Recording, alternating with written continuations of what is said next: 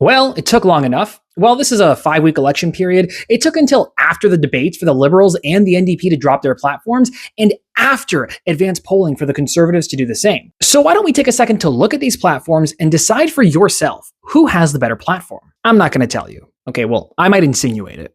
Okay.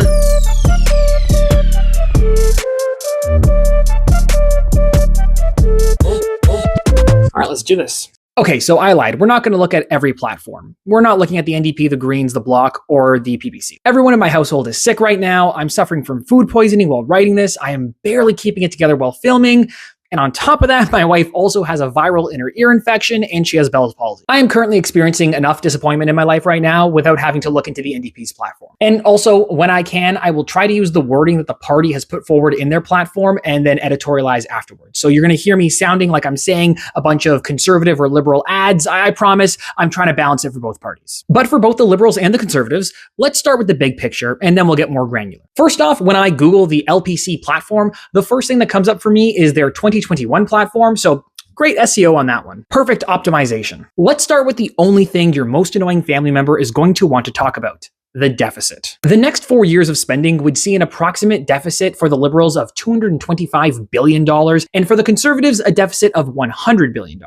Pierre also insists that he's cutting the deficit by 70%, but we can literally just see by looking at that it's not a 70% reduction in the deficit, no matter how you slice it. And also, this can be interpreted in different ways, but what's important to note is the deficit in terms of GDP, as this is typically the measuring stick that is used globally to determine economic health. For reference, the EU allows for a maximum government deficit of 3% of GDP, and even at the height of spending under Carney's plan, debt would top out at just under 2%. So nobody here is recommending any spending that is insanely absurd on a global scale. Also, a sidebar about deficits. I always find it fascinating that the people who say they want the government to run like a business get really flustered when you point out that most major corporations ran major deficits for extended periods of time when they wanted to grow. Almost like, and hear me out, one of the main tenets of business is that you need to spend money to make money. This is an economic quote that is so old and trusted that it is literally from over 2,000 years ago. Like, Uber and Spotify only just turned profitable recently after over a decade of each massively debt spending yearly, and investors still haven't fully recouped their initial costs. And they are both the largest companies in their oligopolistic industries. But I digress. So yeah, Carney wants to spend more, Pierre wants to spend less, but I also thought that Pierre wanted to fully balance the budget, which doesn't seem feasible under his plan, which was also to be expected. It's almost never realistic for anybody to balance the budget in modern days. At the same time, Carney posited that economic growth would increase faster than spending, which doesn't seem to be possible with his plan either. I would levy that as a valid criticism against Carney, except that Pierre's plan conjures up $60 billion in revenue just grown out of thin air, with no explanation as to how or where it will come from. These expectations are over double what analysts have predicted. Regardless, I don't think you should be basing your vote on proposed deficits and spending, because both of those plans seem to be unrealistic in different ways, albeit the Conservative plan is quite more unrealistic. Instead, we should be focusing on how they plan on spending your money, because ultimately it is your money, right? Even when the government talks about revenues, that's just money collected from Canadians and businesses. And don't let the tariff talk fool you. Even if the Canadian government is collecting tariff money from US importers, that will still have large ramifications on the economy. For reference, both the Liberals and Conservatives are projecting $20 billion in revenue in the next year from tariffs alone. Now, of that $100 billion in deficits the Conservatives are projecting, $75 billion is coming in the form of tax cuts. Once again, depending on your perspective on the value of tax cuts, this might be seen as a positive or a negative. My coda to this is that in 50 years of research, trickle-down economics has been shown to not really work, and tax cuts for the wealthy and for businesses don't grow the economy or create economic fairness. And historically, the times where society was the most economically equal was after the Gilded Age, right up until the 1970s, when the marginal tax rate on the wealthiest was almost double what it is right now, and taxes on businesses were also quite higher. But hey, if I pointed that out, that would make me a socialist, I guess, so we shouldn't let pesky facts get in the way of a good tax cut. Ultimately though, at the end of the day, tax cuts feel good, they sound good, and to the average person, it tangibly, or at least mentally, has an immediate impact and effect on consumer habits. There are definitely arguments to be made about the validity of tax cuts and their usefulness. So why don't we break down these tax cuts a little more? Now, when I say almost the entire Conservative platform is based around tax cuts, I'm not being hyperbolic. So this is going to be the most dense part of the video for the Conservatives. The Conservatives have pledged to reduce the lowest income tax bracket from 15% to 12.75%. They claim that this will save the average worker $900 and the average family $1,800 every year. They are framing this as cutting income tax by 15%, but that's literally not what's happening. The Liberals, on the other hand, are pledging to cut income taxes for the middle class and to save dual income families up to $825 a year by reducing the marginal tax rate on the lowest tax bracket by 1%. Both of these plans, though, ultimately end up cutting taxes for all Canadians, which might sound good, but remember, that means that Galen Weston is getting the exact same tax cut that you are. And does he really need it? Pierre wants to cut the sales tax on homes up to $1.3 million, saving home buyers $65,000 on the purchase of a home. They also want to sell off government assets in the hopes that developers will use that land to build homes. The Liberals want to cut the sales tax on first-time home buyers only. These are both demand-side solutions that will ultimately only increase buyers and therefore drive up prices. But I guess the idea here is to give more access to the average citizen to enter the housing market. While I can be critical of both platforms, the Liberal platform only cuts taxes for first-time home buyers. The Conservative plan seems uncapped. This means that if you're a multimillionaire who just wants to buy up a bunch of homes in a new development, you'd save the tax on every single purchase. This would drive out young home buyers and keep tax dollars away from the government. Pierre's plan for this ultimately mostly ends up benefiting the wealthiest Canadians. At least with Carney's caveat on new home buyers, if it benefits wealthy Canadians, it's going to benefit wealthy Canadians who are not yet in the market. The Conservatives are also proposing a Canada First reinvestment tax cut where any person or business will pay no capital gains tax when they reinvest proceeds in Canada. Although these gains will still be taxed later when the investors cash out or move the money out of Canada. And honestly, it seems like it would be kind of hard to monitor and track this. And for me, this just seems like another tax loophole for the wealthy to funnel their cash away from government coffers and towards their dragon piles. They also only plan on doing it for a year, but say that if it causes an economic boom, it will be permanent, which is a really weird way to frame a policy. We don't know if it'll work. Probably not. But if it does, more tax cuts. Okay, the Conservatives have like 10 more major tax cut proposals, and I'm getting bored. To change it up, they also say that they can boost the economy by ending the labeling requirements for natural health products. To be clear, that means removing safety information and unproven claims from products. That won't boost the economy, that will only boost the amount of RFK-style brainworms in the economy. Anyway, they also want to cut taxes for seniors and promise to axe a few other taxes that don't exist, but they insist that Mark Carney is going to bring in. Outside of that, they also say that they want to crack down on tax cheats. This seems to be a way of directly targeting Carney with his Brookfield assets held in Bermuda being a top focus, as well as promising 20% of collected taxes to whistleblowers who help the CRA expose illegal schemes. And also a website to name and shame people they accuse of being tax cheats. And that last part sounds like a little authoritarian, but I'm sure it polls well. They also seem to want to do this without increasing funding to the CRA. Ultimately, if you want to increase tax collection, you need to expand the scope and therefore the budget of the tax collectors. Pierre also wants to axe the sales tax on cars made in Canada. This is to fight Trump and his tariffs, except literally every car made in Canada is also made in the USA. So I mean, sure, let's make cars more affordable, but the framing here is pretty unrealistic. He also wants to cut the tax on alcohol to 2017 levels. This has proven popular even when it hasn't shown any benefits to consumers, as Doug Ford can attest to. Although it should be noted that things like alcohol and tobacco in Canada are taxed highly for two reasons. First off, it will lower consumption, and secondly, it'll increase revenues for our healthcare system. This is extremely important in a public healthcare system to reduce the overall cost to society and to keep our system functioning. Pierre doesn't seem to indicate where the budget shortfalls to healthcare will be made up, or where else from the budget this will come from. And don't worry, it's not just the Conservatives. The Liberals also plan on magically cutting spending without reducing services. And lastly, the Conservatives also want to axe the carbon tax. For everyone, for real, for good. Mark Carney already axed the consumer carbon tax. Pierre wants to axe the producer tax. The issue here is that we literally have binding legal agreements with the EU and other important global partners to have a carbon pricing mechanism for producers in place in order to maintain our trade deals with them. And we really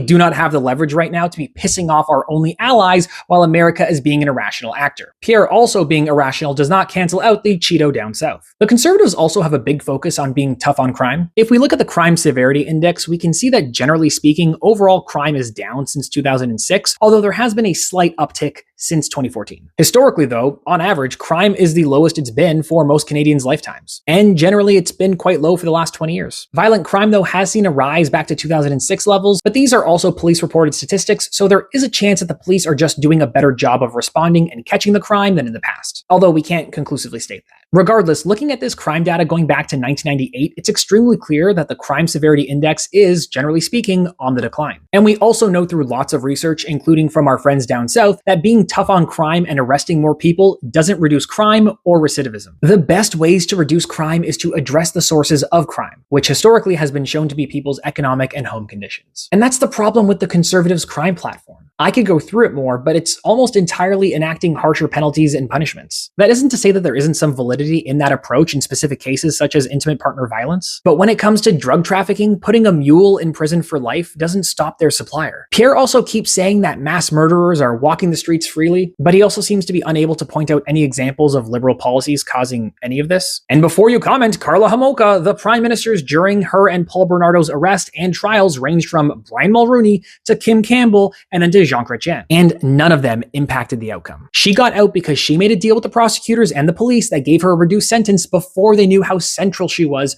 to the murders. And I really don't think that any police or prosecutors in Canada have been foolish enough to fall for the same thing since. There's a lot more we can talk about here, but to summarize, a lot of what Pierre puts forward are things which sound to be common sense and are easy ways to crack down on crime, but ultimately, there's no evidence to suggest that these would actually reduce crime, even if the average Canadian would feel a sense of retribution from punishing criminals who we find irredeemable. When it comes to immigration, the policy is a mixed bag. I did a whole long-form video on the leftist argument for reducing immigration, which you can find here maybe, but ultimately there are a few red flags. While I think it's generally a popular idea and many will agree with it, their stance to expand and speed up removals from any criminal activity on a visitor permit is one that can easily be abused. And if you don't agree with me on that, you can tell that to the innocent man who was picked up by ICE in the US and then sent to an El Salvador maximum security prison, and now the Trump regime is refusing to bring him home even though the Trump-appointed Supreme Court unanimously told him that he has to. I am not saying that Pierre would do the exact same thing, but it's uncomfortable to me how similar this policy is to the horrific scenes that we're seeing play out down south. A policy that I do support, though, is criminal background checks on international students. It's easy and it makes sense. The Conservatives also have the stance of wanting to keep the rate of population growth below the rate of housing growth, job growth, and healthcare accessibility to ensure sustainable immigration. This is to make sure that immigration levels are fair for Canadians and for newcomers alike. I like the sound and idea behind that, but the question that I have is what that exactly means. Previous Conservative stances on immigration that have been clear would still indicate immigration rates that would probably be unfavorable to their current base, and without concrete numbers, it's kind of hard to take the stance seriously. As I stated in my immigration video, keeping up immigration numbers is good for business as it allows them to suppress wages. And that is generally speaking a conservative economic stance to keep costs down and profits up. I'm not criticizing the idea or the goal, just that the lack of concrete numbers or actual quantifiable metrics make it really hard to back. One thing the Conservatives list in their platform that I really like is wanting to make it easier to file and understand their taxes. Honestly though, the word understand in there concerns me, but I've always been a huge advocate of tax systems like they have in many European countries. Basically, the Central Tax Authority does your taxes for you, and then they send it to you and you can choose to add on or revise to your taxes as needed. This is something that is being proposed by Carney and the Liberals. For most Canadians, the CRA literally has everything that they need to do your taxes for you. So this would be a step in the right direction, I'd hope. On the other hand, arguably one of their worst and most damaging policies is their one-for-one spending law, where for every new dollar of spending, an equal amount would be reduced. They already aren't following that with this budget though, and that's because it would be functionally impossible for any government to do that without collapsing the economy. But don't think that'll stop Pierre from trying. And some of their policies really are common sense, even if they are attempting to appeal to a particular base. Like for example, paying to create more rest zones for truckers. While the appeal here may be more focused on convoy adjacent voters, there is a real need and safety benefit for having this. But having more zones doesn't really mean anything if we don't also amend our labor laws to allow for those truckers to make use of those zones. The Conservatives also want to end the rebates for Chinese EVs, and while I understand the sentiment, Chinese vehicles are so much cheaper than other cars, and preventing Canadians from buying them through tariffs and other means essentially makes car ownership for Canadians way more expensive. And this is a catch-22 that all the parties are caught in. It's also a deeper conversation that we have to have as a nation. They also want to use Article 6 of the Paris Agreement to reach our climate goals. This is laughable. Article 6 says that countries are able to transfer carbon credits earned from the reduction of greenhouse gas emissions to help one or more countries meet their climate targets. Pierre doesn't state how we would use Article 6 though, as normally wealthy nations like Canada would be the ones reducing their emissions and then giving our credits away to developing nations. But it seems like Pierre wants to incentivize other nations to give us credits so that we can sell them our natural gas. It's honestly pretty confusing and doesn't make a lick of sense. Pierre just doesn't want to reduce emissions. Another one that I can't wrap my head around is them wanting to remove the requirement to report the sale of your home to the CRA. If somebody could explain the logic of this one to me, I'd appreciate it. Their building homes plan is a lot of carrots and sticks, giving more money to municipalities that reach the goals they set and penalizing the ones that don't but also those goals can be incredibly unrealistic for many areas. One thing that I don't think any of us would expect to see in a conservative platform, though, is a return to a housing-first approach to eliminating homelessness. This is so that individuals experiencing homelessness can have a stable place to live. That's a pretty incredibly progressive stance for Pierre to have, but it's also a very common sense approach. The issue is that it is in direct opposition to their stances on drug addiction and treatment, so I'm unsure how they would actually be able to fully implement this in different scenarios. It's also in opposition to their crime platform of ending tent cities, which they identify as being crime infested. These two could go hand in hand, but the platform seems to put them in opposition to each other. Another policy that I find concerning is that they want to eliminate university degree requirements for most federal public service roles to hire for skill, not credentials. It's giving Pete Hegseth as Secretary of Defense. If you don't get that reference, he's the alcoholic Fox News host that Trump hired who leaked war plans on a Signal chat to a journalist and his family. And only one of those leaks was an accident. They also want to cut down on consultant spending, which I'm all here for as long as we focus on building in-house expertise. I also find it funny how they want to have it to be a promise in their platform to not privatize healthcare or make abortions illegal. Specifically, they state in their platform that they will uphold the Canada Health Act and defend universal public healthcare, and that a conservative government will not support any legislation to regulate abortion. There will be no laws, rules, or regulations passed restricting abortion. But they also won't commit to preventing their members from bringing forward private members' bills on the matter. They just promise that they won't pass. There's also other policies that we're familiar with, like how they want to end safe supply programs, which inherently means they'd rather there be an unsafe supply, I guess. Rhetoric aside, we know that safe supply programs save lives and help get people into recovery. This is opposed to the forced recovery model that the conservatives have in their platform. And this is also concerning as there is no evidence to suggest that forced treatment works. They've also thankfully changed their stance on right-to-work legislation. They've promised not to bring it in anymore, which is essentially union-busting legislation designed to destroy unions by reducing their membership and their bargaining power. This used to be something that Pierre spoke very highly of, but I assume that blue-collar unions talked him out of it. There's also his stance to defund the CBC, but not Radio-Canada,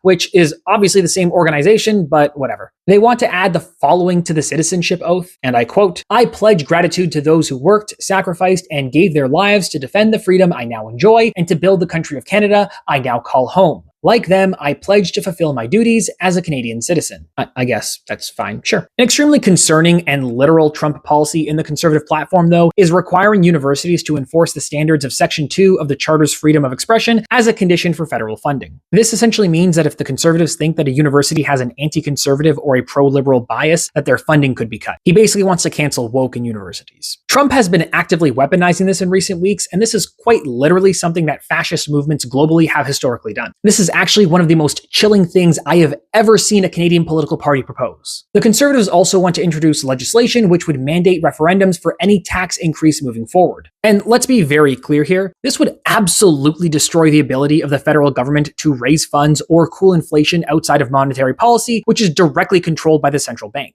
They essentially want to make tax increases impossible. And I'm sure there's some people out there who think that that sounds great, but it would truly be economically devastating and mostly support the richest Canadians. It should also be noted that the platform only mentions women 4 times, and in 3 of those times, it's in regards to an anti-trans policy. For comparison, the Liberals mention women 40 times. Speaking of women, they also seem to imply that the childcare program will still be honored, but only for the current term, meaning that any millennials and Gen Zs who are voting for the Conservatives who don't have children yet will probably not have children in time to benefit from the program before it's canceled by Pierre in a few years. They also have a whole platform about Quebec. I'm not going to go into it though. Looking at what the experts have been saying, the Conservative platform, and specifically the fiscal and budgeting aspect, is a fairy tale and unrealistic. I say this knowing full well that Carney's plan is still a stretch, but at least it's a stretch that's within reach. Oh my god, I'm exhausted, and I still haven't gotten to the Liberal platform. I didn't even scratch the surface of the Conservative platform. I really did just try to highlight the things that I thought would interest you and the things that stood out to me. And the Conservative platform was 30 pages with tons of pictures. The Liberal one is 60 with minimal pictures. I promise that I will not take double the time, I swear. As Mark Carney would say before going on a rant, if I may. The Liberal platform is significantly more detailed than the Conservative platform, with more specific and tangible goals being outlined. This doesn't inherently mean that it's better, just that as you read through it, more is explained and more is clear. The issue for me making my video, though, is that this makes it harder to criticize as there are less vague things for me to focus on. The good news for Canadians, though, is that if polls hold up, this is a fairly comprehensive plan that seems feasible. The Liberals have a whole section on nation building, and while some of what they list is very similar to infrastructure projects that the Conservatives mentioned, I do admire the ambition of nation building infrastructure projects, even if I wish the scope went beyond just pipelines and the Arctic. I mean, there's more to it than that, but you know what I mean. Where the Conservatives want to defund the CBC, Carney wants to boost their funding by about $150 million per year and introduce a rule to make funding the CBC a mandatory obligation of the federal government. Mind you, this could simply just be undone by a future government, but it's the thought that counts. There's some cool suggestions like the Canada Strong Pass, which would allow children and youth under the age of 18 with free access to Canada's national galleries and museums, and free seats on Via Rail when they travel with their parents. I plan on going to Ottawa this summer. I plan to make use of that. They would also make access to national parks and historic sites free this summer for everyone. There's also a focus on increasing label transparency on Canadian-made products, something that I've been advocating for. While they haven't identified the exact system they want to use, I've always imagined a tier system. So like, for example, a silver maple leaf would be like 50% made in Canada, a gold maple leaf would be like 90% made in Canada, and a red maple leaf would be not only fully made in Canada, but owned by a Canadian business owner or corporation. I don't know, something like that. And ideally, this would be included on products similar to our dairy farmers logo, so that would allow you to be able to identify what's Canadian. I think beyond Trump, this is just something that we should permanently have. I'd buy Canadian more often if I knew how to. Both the Liberals and the Conservatives have a focus on meeting NATO targets, with the Conservatives targeting 2030 and the Liberals being a little cheeky by vaguely targeting before 2030. The Liberal military plan seems more comprehensive, but both plans generally touch upon the same overarching themes, including a strong Arctic focus. The Liberals also essentially want to create a Canadian DARPA, which is pretty cool. They would call it the Bureau of Research, Engineering, and Advanced Leadership in Science, or Borealis. This will probably go over well with nerds and scientists. Those dorks love a good acronym. Both the Conservatives and the Liberals have a focus on natural resource extraction and minimizing Canadian products crossing the border multiple times. And this is a good ideal to strive for, but the feasibility may be more challenging than to easily claim we will just do it. The Liberals also have a focus on food security, including strengthening Canada's food security by investing in greenhouses, hydroponics, and other controlled environment agriculture that will allow us to grow more types of food. Other advanced northern nations in Europe have begun to become net food exporters as they have massively grown out their greenhouse capacity. And these are historically nations that have been huge food importers. And there's also no reason why Canada shouldn't be able to do the same. One area where I think it's easier to criticize the Liberals is their gun policy. While some of it is common sense, like automatically revoking gun licenses for individuals who are convicted of violent offenses, other parts seem to continue on the path Trudeau started, and honestly, it seems to have run its course on usefulness. This isn't me encouraging laxer gun laws, simply that if we continue to toughen oversight of firearms licensing as it says in the Liberal platform, we may continue to inundate law-abiding citizens with bureaucratic issues that won't actually result in statistical changes in gun crime or gun safety. Unnecessary red tape. One area where the Conservatives and Liberals have fairly similar platforms, although it varies in severity, is crime. Part of the Liberal platform includes making it harder to get bail for those charged with violent car theft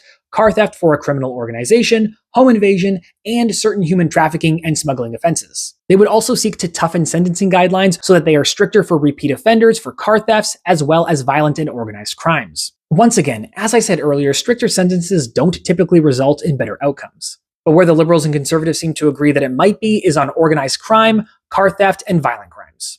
These are both socially palatable to a wide array of voters and don't really appear on the surface to be overly punitive, although the Liberals are a bit softer on their tough on crime stance compared to the Conservatives overall. Both the Liberals and the Conservatives have almost identical stances on creating laws around deepfakes, and this is definitely an area in which our laws have been lagging. Both parties also have sections dedicated to protecting children from crime, with overall fairly similar stances. The Conservative platform, though, doesn't really mention the LGBTQ community at all outside of stating the need to protect women from trans individuals. Because of course.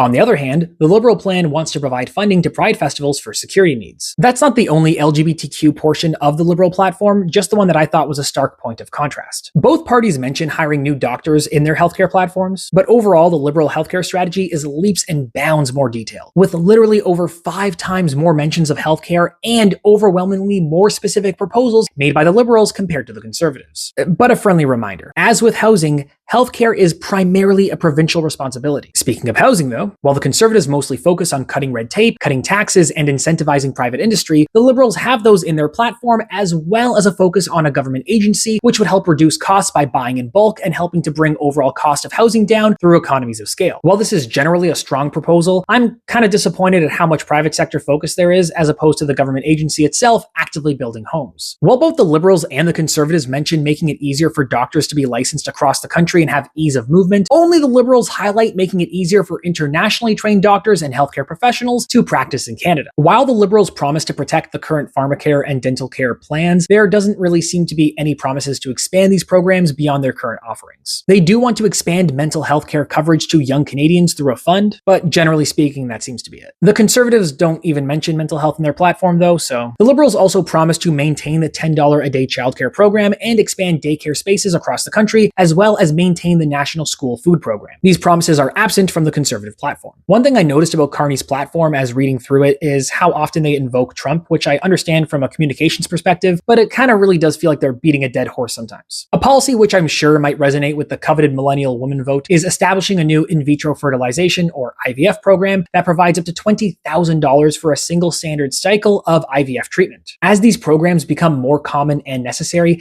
having them included in healthcare is incredibly important. And when it comes to AI, as far as I could tell, the Conservatives only mention cutting funding to AI initiatives, and this is compared to the Liberals, who made a massive section of their platform dedicated to future-proofing the Canadian economy through AI investments, like investing in our AI industries, not like hiring AI or whatever. The Liberals also talk about renewing and enhancing our free trade agreements with partners, as well as looking at tax fairness and corporate tax rates. Nothing specific though, so it's hard to say if these are inherently good, neutral, or bad. I also want to point out that I didn't mention either party's stances on Indigenous rights or other policies regarding First Nations communities. This isn't because the parties don't mention them, and it's not because I don't find it important. It's just simply because I think you are better served by seeking out Indigenous creators and news sources to inform you about these parts of the platforms. I'm just not well versed enough to tell you whether or not they're good or not. And honestly, I'm pretty pissed off that the parties didn't release these platforms sooner. These things are quite dense to read through and analyze for journalists, let alone for individuals, and I literally do this for fun as a hobby, and I hate it. I hate it that they released it so late. I wish parties would get back to releasing platforms at the beginning of campaigns so we actually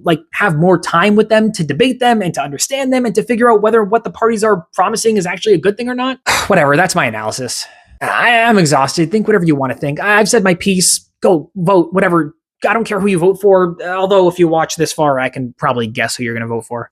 Oh my God, thank you for sticking with me. If you like this video, please like and subscribe. You can come join my Patreon. The only reason I was able to get this video out is because I pay for an editor, and if you want to help me and help him out, please join my Patreon.